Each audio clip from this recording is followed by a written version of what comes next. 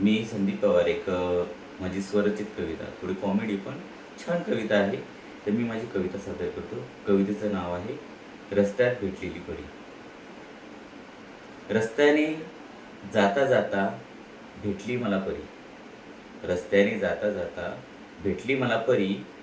जवळ पाहून बघता वाटली जरा बरी. गालावर हसू तिच्या गालावर हसू तिच्या, डोळ्यात होती चमक.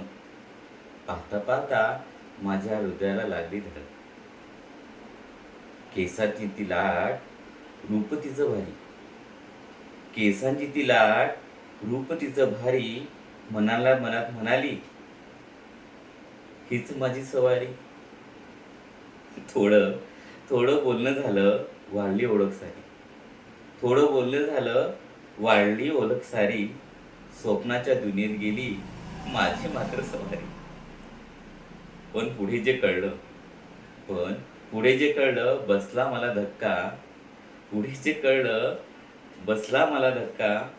सांगता सांगता तिने उघडल्या जीवनाचा पक्का पत्ता.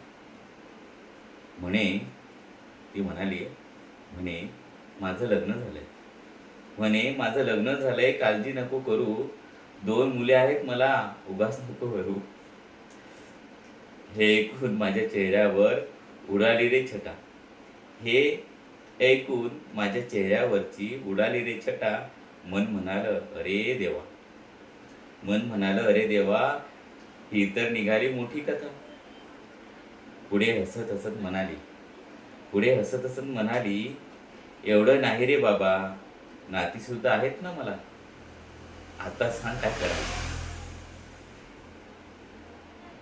एवढंच नाही रे बाबा, नाती सुद्धा आहेत मला. आता काय सांगावं.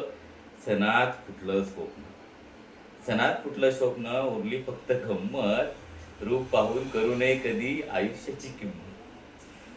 शिकलो त्या दिवशी एक धडा भारी.